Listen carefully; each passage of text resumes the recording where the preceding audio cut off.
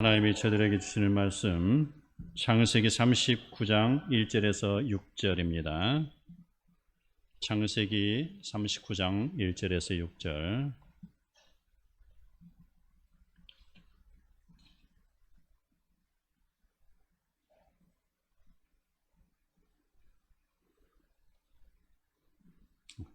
구약 가장 앞에 있죠. 창세기.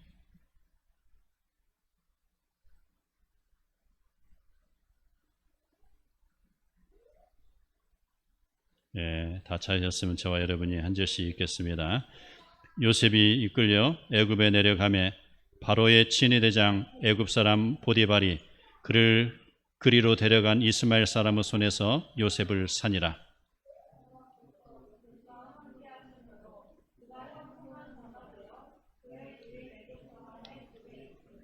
그의 주인이 여호와께서 그와 함께 하심을 보며 또 여호와께서 그의 범사에 형통하게 하심을 보았더라.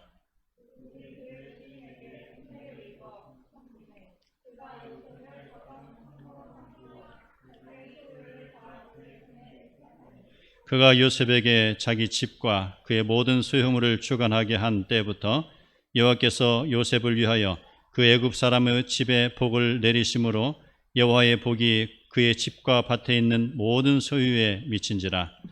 주인이 그의 소유를 다 요셉의 손에 위탁하고 자기가 먹는 음식 외에는 간섭하지 아니하였더라. 요셉은 용모가 빼어나 아름다웠더라. 아멘. 자, 오늘 이렇게 어린아이들이 참석해서 너무 기쁩니다. 하나님이 많이 즐거워하실 거예요. 우리 어린아이들은 바로 우리 기성세대의 꿈입니다. 어린아이이기 때문에 얼마든지 그의 가슴에 하나님을 사랑하며 하나님 영광을 위한 꿈으로 가득 채울 수 있는 것이죠. 우리 한빛교회의 희망이 이제 보이기 시작했습니다. 오늘 본문의 제목은 형통한 사람이라고 정했습니다. 형통하다라는 거 우리의 일상생활에서 그리 잘 쓰지 않는 용어이지만 우리 바로 이 성경에서는 형통하다라는 말을 참 자주 사용하고 있는 것을 봅니다. 요셉의 이야기를 하기 앞서서 우리는 하나님이 아브라함에게 주신 약속을 먼저 알아야 될 필요가 있습니다. 아브라함이 하나님의 약속을 믿고 가나안 땅에 왔으나 그의 가족으로는 그 넓은 가나안 땅을 다스릴 수가 없으므로 하나님은 아브라함의 후손을 거대한 민족으로 만드실 계획을 가지고 계셨습니다. 그래서 아브라함에게는 그의 아들 이삭이 있었고 또 이삭에게는 야곱이 있었고 야곱에게는 12아들이 있었죠. 그 아들 중에 11번째 아들이 오늘 본문에 등장하는 요셉인 것이죠. 하나님은 바로 야곱 가족을 애굽으로 보내셔서 큰 민족을 만드신 후에 다시 가나안 땅으로 돌아오게 하려는 계획을 가지고 계신 것입니다. 자, 그 일을 진행하는 데 있어서 하나님의 주권적인 개입으로 그 일을 이룰 수도 있지만 하나님은 그 일을 위하여 사람을 사용하고 계시며 환경을 사용하고 계시는 것을 우리는 알아야 될 것입니다. 하나님은 그 일을 위하여 바로 요셉을 택하셨고 그가 일을 감당할 만큼의 위치에 서기까지 그를 충분히 연단시키는 것을 봅니다. 첫 번째, 요셉이 형통하다라는 것은 그가 우리 어린아이의 그런 마음처럼 깨끗한 마음 속에서 꿈을 꾸고 있었다라는 것입니다. 꿈을 꾸는 자. 요셉의 일생을 유년기, 청년기, 장년기로 구분할 수 있는데 유년기는 아버지의 집에서 사랑을 듬뿍 받으며 자라던 시기입니다.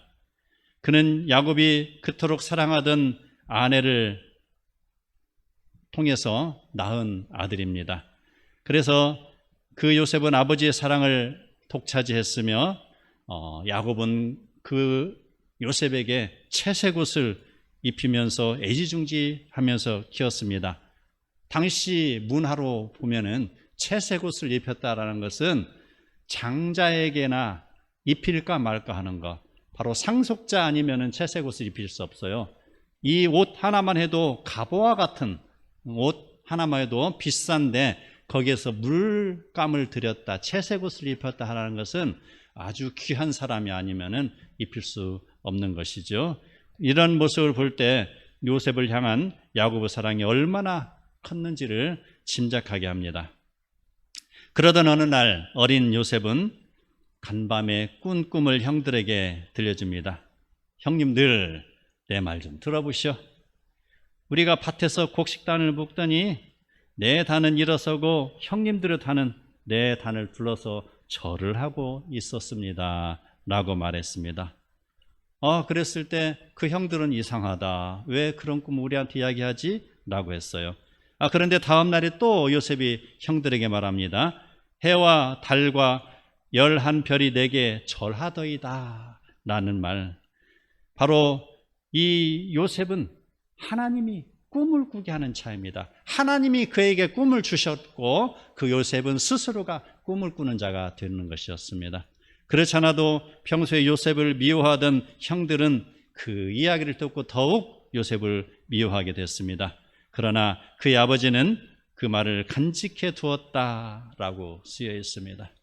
야곱은 일전에 아버지로서 자신이 야복강에서 만났던 하나님을 기억하고 있습니다. 이제 그의 아들 요셉이 하나님으로부터 무슨 꿈을 받았구나라는 것을 직감하고 있는 것이죠. 그러한 요셉에게는 커다란 위기가 다가오고 있었습니다. 그의 형들은 아버지의 양을 치기 위하여서 그 광야를 지나 세겜 땅에까지 양들을 몰고 갔습니다. 그랬을 때 야곱은 요셉을 불러서 내 형들이 세겜에서 양을 치니 잘 있는지 보고 오라 라고 시킵니다. 아버지는 심부름을 아들에게 시키면서 이것저것 먹을 것을 보자기에 싸줍니다. 요셉은 이제 아버지가 싸준 그 먹을 것을 어깨에 들쳐매고 기쁜 마음으로 형들을 있는 곳에 덩실덩실 춤을 추며 달려가고 있었습니다. 그러나 요셉의 기쁨과는 다르게 형들은 평소에 아버지의 사랑을 독차지하였고 자신들보다 더 이쁨 받는 요셉을 죽이도록 미워하는 존재였습니다. 그러나 그러한 요셉이 다가오는 것을 본 형들은 서로 요셉을 죽이기를 꾀하여 이르되 꿈꾸는 자가 오는도다. 자, 그를 죽여 한 구덩이에 던지고 우리가 말하기를 악한 짐승이 그를 잡아먹었다 하자. 그의 꿈이 어떻게 되는지를 우리가 볼 것이니라 하고 작당을 하고 있었습니다. 그러나 마땅 르우벤은 그의 생명은 해하지 말자라고 하였으니 요셉을 살려 아버지에게로 돌려보내자라는 내용입니다. 그리고 요셉이 다가옵니다. 형들은 약속이나 한 듯이 그 요셉이 입은 채색 옷을 홀라당 벗겨 던져버리고 그를 구덩이에 던져 넣어버리고 말았습니다. 그때 유다가 나섭니다. 우리가 우리 동생을 죽이고 그의 피를 덮어둔들 무엇이 유익할까 하니 그의 형제들이 요셉의 말에 따랐다라는 내용이 기록되어 있습니다.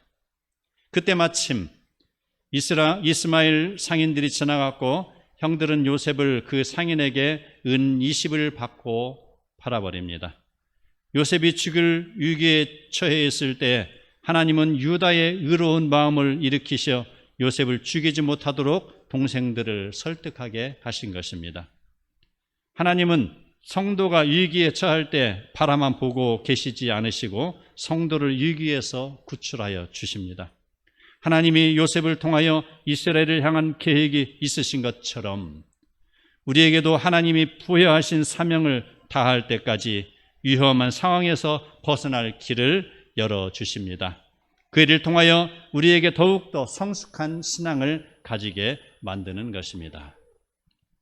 요셉의 청년기는 보디바르 집에서의 머무는 20여 년의 시간입니다.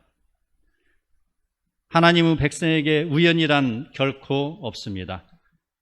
하나님은 요셉을 애굽으로 이동시키기 위하여 그의 형들에게 미움을 받게 하였습니다.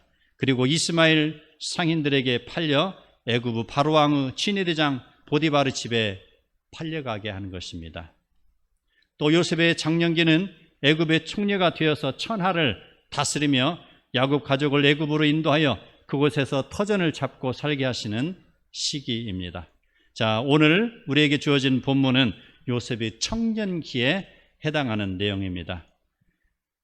형들에게 배신당하고 은 20냥에 팔리고 종이 되어 애굽까지 끌려왔으니 대부분의 사람들은 날마다 한탄하며 자포자기 인생을 살았을 것이 분명합니다.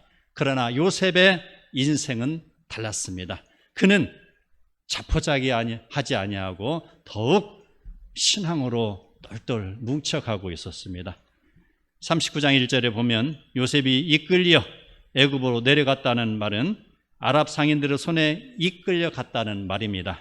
그러나 우리는 그 내면의 뜻을 이해해야 될 것입니다. 그 내면에는 이를 계획하시고 성취하시는 하나님의 섭리가 작용하여서 하나님의 손에 이끌려서 애굽까지 내려가고 있다라고 우리는 생각을 해야 되는 것입니다.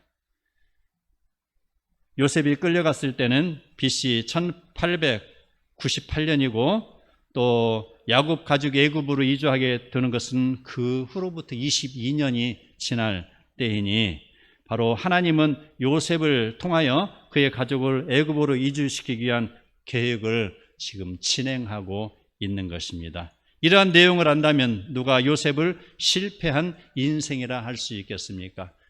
아까 조금 전에 제가 20여 년이라고 했는데 그 횟수는 잘못된 거예요. 몇 년 포디발의 집에 머무르고 그 이후에 그 애굽에서 총리가 돼서 야곱 가족이 이전하기까지의 기간이 20몇 년이라 이런 이야기입니다. 요셉이 이제 그 이스마엘 장사치들의 손에 이끌려서 애굽까지 내려갔고 그 바로의 친위대장 보디바르 집에서 종으로 팔려 그곳에서 일하게 됐습니다. 자, 이 기간을 우리는 요셉이 훈련받는 기간이다라고 이야기를 합니다. 어머니를 일찍 여우고 형들에게 미움을 받고 아버지와 작별도 하지 못한 채 타국에 팔려서 종살이를 하고 있는 요셉의 처지는 얼마나 한심하겠습니까? 그는 가족이 그립고 또 고향 산천이 그립고 때로는 먼 하늘을 바라보면서 눈물을 흘렸을 것입니다. 그렇지만 요셉은 어려서부터 아버지로부터 신앙 교육을 받았기 때문에 고통의 시간을 하나님께 기도하면서 지냈을 것이라 생각이 됩니다. 자, 39장 2절을 보면은 여호와께서 요셉과 함께 하심으로 그가 형통한 자가 되었고 라고 쓰였습니다. 형통하다라는 것, 이것은 히브리어로 찰라흐라고 말합니다. 바로 앞으로 나아가다, 발전하다, 번영하다, 형통하다 이란 뜻을 가지고 있습니다. 하나님은 순종하는 백성을 형통케 하시며 결국은 구원을 성취하십니다. 이런 때 형통하다라는 말을 쓰는 것입니다. 창세기 24장 42절에 보면은 그 아브라함의 종이 아브라함의 며느리를 얻기 위하여서 가는 길에 바로 만일 내가 행하는 길에 형통함을 주실진대 라고 했습니다. 하나님께서 함께 해주신다라는 그런 내용의 고백을 하고 있는 것이죠. 또 있습니다. 이사야서 53장 10절을 보면 이사야는 그의 손으로 여호와께서 기뻐하시는 뜻을 성취하리로다 라고 했습니다. 성취하리로다, 찰라흐 하리로다, 성취하리로다, 형통하게 하리라, 이러한 내용인 것이죠. 여호와께서 요셉과 함께 하심으로 그가 형통한 자가 되었다는 것은 그렇지 않아도 그의 삶이 성실하게 지금 잘 살아가고 있었겠지만 그가 하는 모든 일마다 보디발의 눈에 띄어서 그가 인정을 받았다라는 말로도 우리는 이해할 수 있습니다. 요셉이 일을 잘할 때마다 주인의 눈에 띄는 것은 여호와께서 요셉과 함께 하시기 때문인 것입니다. 3절을 보면 또 형통이라는 단어가 나옵니다. 요셉이 형통한 자라는 것이 보다 더 확실하게 기록되어 있는데, 그의 주인이 여호와께서 요셉과 함께 하심을 보며 또 여호와께서 그의 범사에 형통하게 하심을 보았다라는 내용입니다. 이 말을 다시 이야기하면은 보디발이 요셉의 형통함을 보았기 때문에 요셉을 가정 총무로 삼고 자기의 소유를 그의 손에 의탁했다라는 것으로 전개됩니다. 요셉은 그의 가정에서 보디발의 다음으로 2인자가 되어서 가정의 살림을 뿌려나가는 총무가 됐습니다. 이러한 모습들은 그가 앞으로 이루어질 사건, 장차 애굽의 2인자로서의 차지를 쌓는 그러한 그림을 미리 보여주고 있는 것입니다. 요셉이 그의 집과 그의 모든 소유물을 주관하게 한 때부터 여호와께서는 요셉을 위하여 보디발의 집과 밭에 있는 모든 소유물에 이제 복을 내려주십니다. 바로 형통한 자는 그 자신이 잘 되는 것뿐이 아니고 그 주변까지도 복을 받는 것입니다. 이러한 내용은 어디서 볼 수 있습니까? 하나님의 뜻에 합한 자는 하나님의 복을 주시는 것으로서 오벳에돔을 기억할 수 있습니다. 그가 오벳에돔이 언약궤를 보관했을 때 하나님은 오벳에돔의 집에 복을 내려주셨다라는 것을 우리는 기억할 수 있습니다. 하나님을 믿으면 복을 받는다는 사실을 두고서 우리는 이것이 기복적이다, 기복적이 아니다 라는 논쟁은 우리에게 필요치 않습니다. 내가 부유할 수 있고 내가 때로는 가난할 수도 있습니다. 그러나 영혼의 부유함을 위하여서 하나님은 이 땅에서 사랑하는 백성을 잠시 가난에 처하게 하실 수도 있는 것입니다. 하나님 없는 물질의 풍요는 복이 아니고 저주인 것입니다. 그러한 사람은 많은 물질로 인하여서 그가 하나님과 점점 더 멀어지는 삶을 살기 때문입니다. 그러나 하나님을 믿는 사람에게는 그 복이 하나님의 영광을 위한 것이 되기 때문에 하나님은 사랑하는 자녀를 기억하시고 반드시 보호하시며 그에게 복을 주시는 것입니다. 두 번째, 요셉이 형통한 것은 하나님의 말씀 안에 거하기 때문이었습니다. 요셉의 형통한 모습은 하나님이 부어주시는 은혜가 첫 번째 이유이기도 합니다. 그러나 그가 하나님의 은혜를 받아들일 삶의 자세가 충분히 갖추어져 있기 때문일 것입니다. 그는 어려서부터 신앙으로 잘 훈련되어 있었기 때문에 신앙의 흐트러짐이 없이 그의 삶을 살아간 것입니다. 그랬을 때 그는 비로소 형통함을 입을 수 있다라는 것입니다. 이러한 요셉의 신앙을 더욱더 높이 평가할 수 있는 것은 7절 이하의 내용에서 우리는 볼 수 있습니다.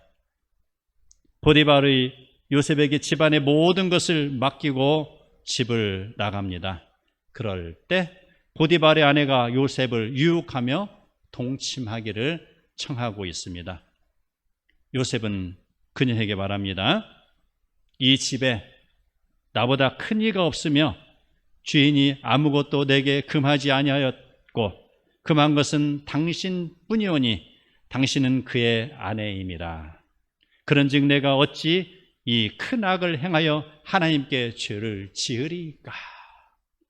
충분하게 그는 바로 은혜를 입을 만한 자질을 여기서 보여주고 있습니다. 그의 신앙의 결단을 지금 보디발의 아내에게 이야기하고 있는 것이죠.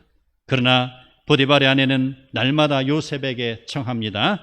그러나 요셉이 듣지 아니하여 동침하지 아니하고 또 그와 함께 있지도 아니하였다라고 쓰여 있습니다. 그러던 중 요셉이 일을 하러 그 집에 들어갑니다. 하필이면 그 집에 사람들이 하나도 없습니다. 사탄은 집요하게도 요셉을 나락에 떨어뜨리려 이제 사건을 꾸미고 있는 것이죠. 그때 그 보디발의 아내가 요셉의 옷을 잡고 이르되 나와 동침하자라고 청하고 있습니다. 자, 이러한 상황이 다가오면 대부분의 사람들은 어떠한 반응을 보일까요? 하나님 없이 살아가는 자, 음욕을 즐기기를 좋아하는 자, 쾌락을 즐기기를 좋아하는 자, 뇌물을 받기를 즐기는 자, 부정부패에 아무런 양심의 가책 없이 그 일을 받아들이는 자, 자신의 만족을 채우려는 사람들은 이러한 상황 속에서 자신의 욕구를 채우려는 절호의 기회이다 라고 생각하며 죄를 저지를 수가 있습니다.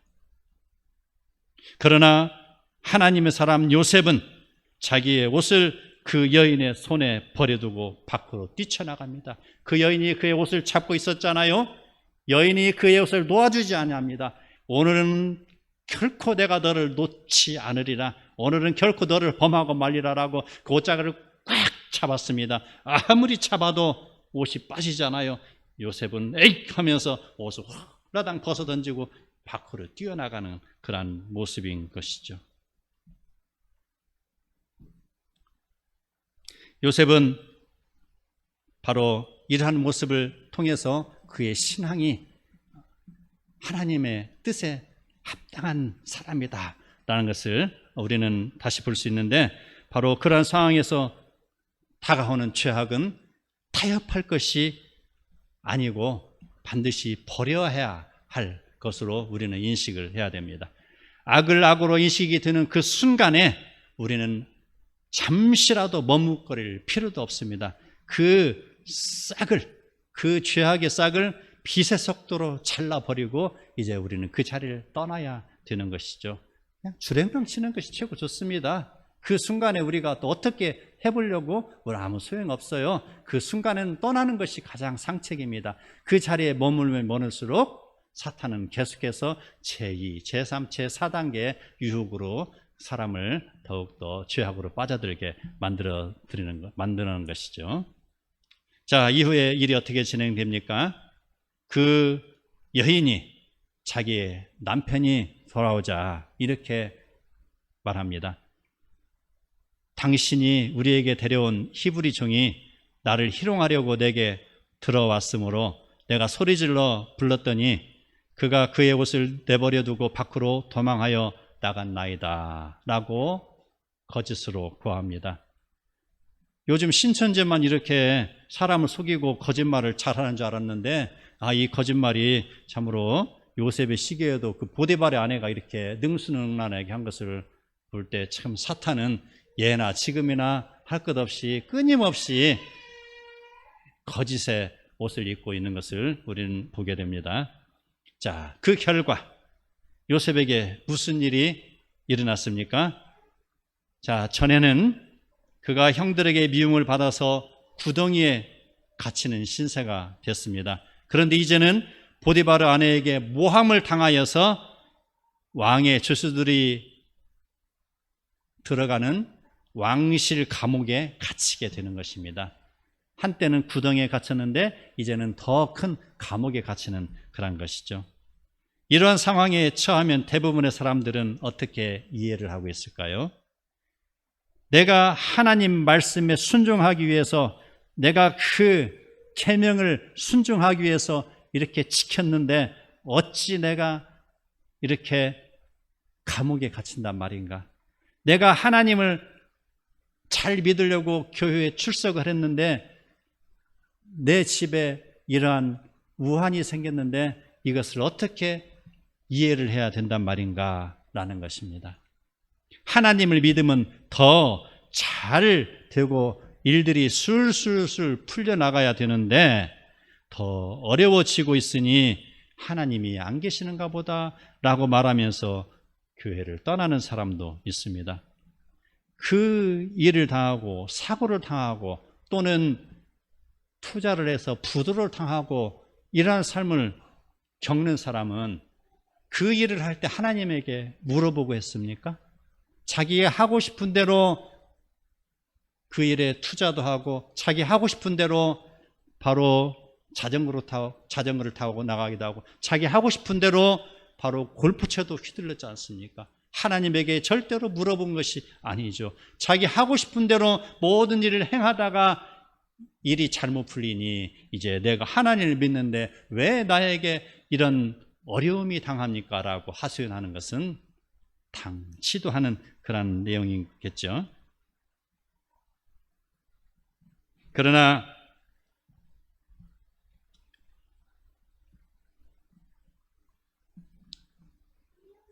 요셉은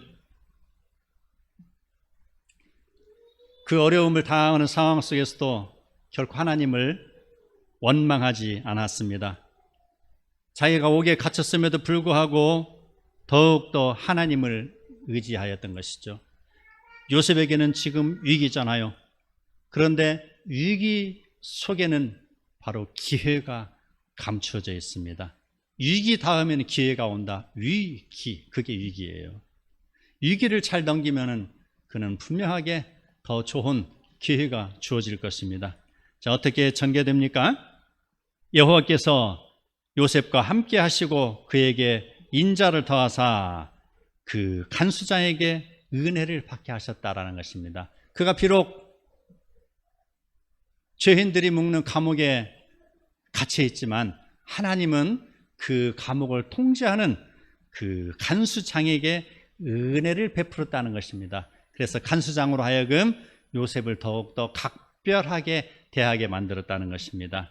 그 요셉이 그곳에서 자기가 전에 보디발의 집에서 그 총무 역할을 하면서 행했을 때 배웠던 것들, 자, 경제며 아니면 물질에 관한 것이며 아니면 사람들, 종을 어떻게 배치하는 것이며 여러 가지 작은 그런 경험이었지만 요셉은 그때의 경험을 살려서 그 감옥에서 성실하게 자기의 주어지는 일을 하였던 것입니다. 감옥이라는 것은 그냥 그 자리에 처박혀 있을 수도 있지만 그 죄수들에게 아마 일도 시켰을 것이고 그 죄수들이 스스로 할 수 있는 무엇인가를 제공하지 않았을까라는 생각을 합니다. 그랬을 때 그 요셉이 그 간수장에게 바로 은혜를 입었다라는 것. 그래서 간수장은 옥중 죄수들을 다 요셉의 손에 맡김으로 그 재반 사물을 요셉이 처리하고 간수장은 그의 손에 맡긴 것을 무엇이든지 살펴보지 아니하였으니 이는 여호와께서 함께 하심이라. 여호와께서 그를 범사에 형통하게 하셨다라는 것입니다. 그의 부대가 점점 이제 확장되어져 가는 것을 우리는 느낄 수 있죠. 자, 요셉의 그런 모습들은 바로 하나님을 믿는 신앙이 바로 그에게 철저하게 지켜졌기 때문에 이러한 삶을 살 수 있었던 것입니다. 하나님을 두려워하는 그의 신앙은 순종이라는 근육으로 강하게 형성되어 있었습니다. 아브라함이 하나님 말씀을 순종하였던 것처럼 요셉도 하나님의 말씀을 순종했다라는 것입니다. 그 하나님이 말씀하시는 그런 계명을 철저하게 지켰다라는 것입니다. 하나님이 원하지 아니하는 삶은 요셉은 바라보지도 아니했다라는 것입니다. 그래서 요셉의 이러한 신앙은 바로 순종하는 신앙이고 그 순종하는 그의 신앙이 바로 이러한 형통으로 이어질 수 있다라는 것입니다. 육체적인 유혹이 몰려왔으나 그는 결코 흔들리지 않았으며 하나님을 배신하지 아니한 것, 이것이 바로 형통함의 비결이 되는 것입니다. 자, 형들에게 배신을 당해서 갇혔던 그 보디발 아내에게 참으로 모함을 당하여서 갇혔던 그가 결국은 하나님이 주시는 형통함으로 인하여서 애굽의 총리가 되는 것입니다. 이것이 바로 형통한 자에게 주어지는 복입니다. 이것이 바로 하나님이 인간을 택하시고 이를 계획하시고 그 인간을 통해서 하나님이 원하시는 일을 이루신다는 것입니다. 이것이 바로 하늘의 계산법인 것이죠. 우리는 함께 여호수아 1장 8절을 찾아보도록 하겠습니다. 함께 읽겠습니다. 시작. 이 율법책을 내 입에서 떠나지 말게 하며 주야로 그것을 묵상하여 그 안에 기록된 대로 다 지켜 행하라. 그리하면 내 길이 평탄하게 될 것이며 내가 형통하리로다. 아멘. 자, 형통하다는 말은 아까 히브리어 말로 찰라흐라고 이야기했죠. 이제 신약에서는 헬라어로 기록이 되는데 유오도라고 쓰이는 수동형으로 기록되어 있습니다. 하나님에 의해서 주어진다는 뜻이죠. 우리 로마서 1장 10절 내용을 함께 다시 읽어보겠습니다. 시작. 어떠하든지 이제 하나님의 뜻 안에서 너희에게로 나아갈 좋은 길 얻기를 구하노라. 여기에서 있는 좋은 길, 이것이 형통하다 이런 말입니다. 좋은 길, 하나님의 뜻 안에서 바로 형통하다라는 것입니다. 하나님의 뜻 밖에 있으면 형통과는 무관한 삶이 되겠죠. 우리는 인생을 살아가면서 내가 일을 계획하지만 내 뜻대로 되지 않는 경우가 허다합니다. 우리네 인생은 어찌 보면 실패의 연속입니다. 성공을 거두어도 만족하지 못하고 불평하는 것은 내 인생의 주인이 하나님이 아니고 나이기 때문인 것입니다. 내가 원하는 대로 하나님이 모든 것을 다 들어주시면 좋으련만 하나님은 절대로 다 들어주시지 않죠. 하나님이 만일에 다 들어주셨다면 더 이상 바랄 것이 없기 때문에 이 자리에 하나님을 믿는다고 남아있는 사람은 한 사람도 없을 것입니다. 하나님은 하나님이 계획하신 일을 이루시기까지 사람을 훈련시키십니다.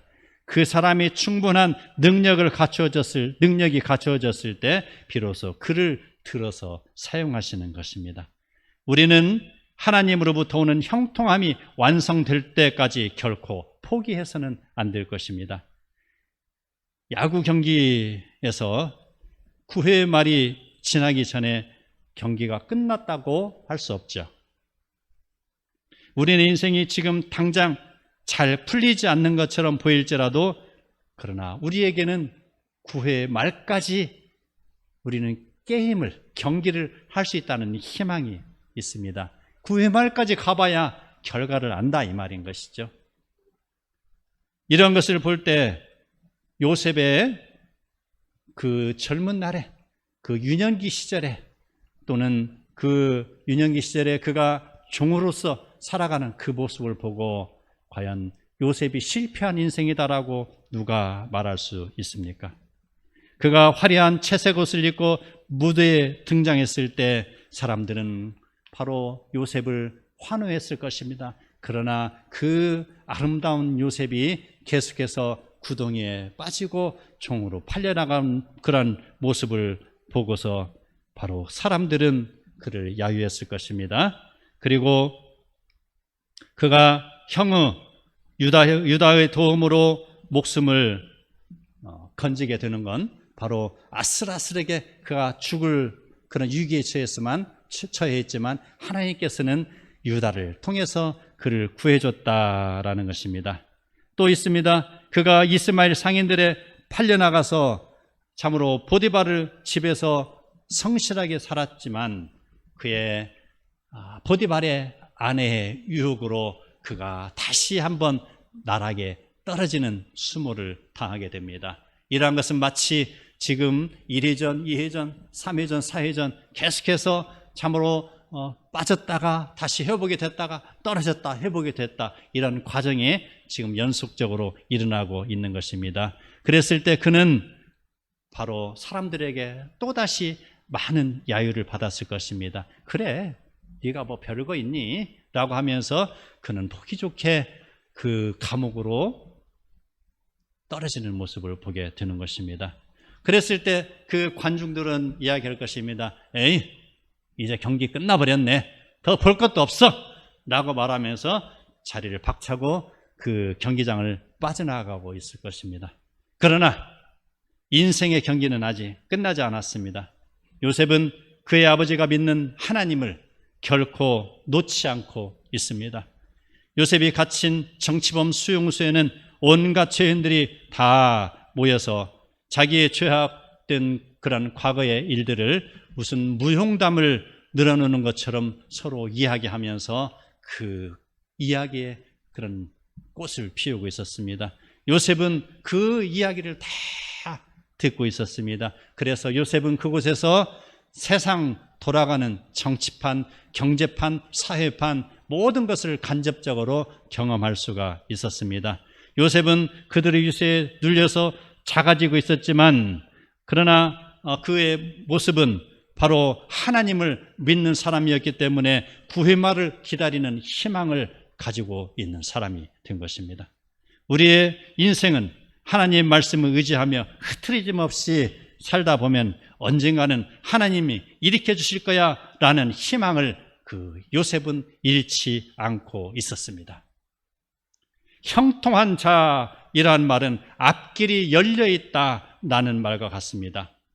바로 하나님께서 기드온에게 길을 열어주신 것처럼, 다윗을 위기에서 보호하여 주신 것처럼, 성경에서 성공한 인생은 바로 내 마음대로 나의 의지대로 되지 아니하고 하나님의 의하여서 움직여지는 인생을 말하고, 그런 사람을 일컬어서 형통한 사람이다라는 것입니다.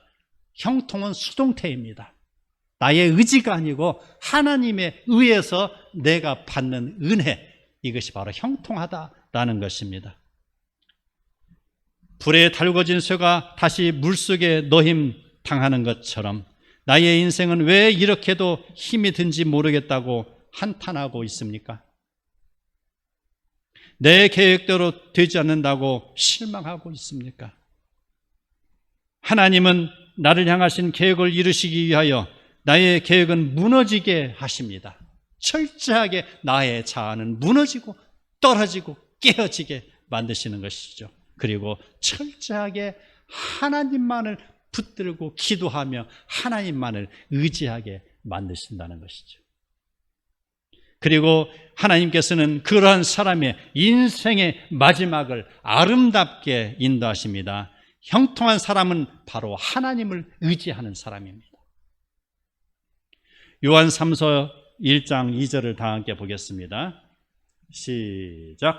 사랑하는 자여, 내 영혼이 잘됨같이 내가 범사에 잘되고 강건하기를 내가 간구하노라. 사랑하는 자여, 하나님의 말씀에 청종하는 자여,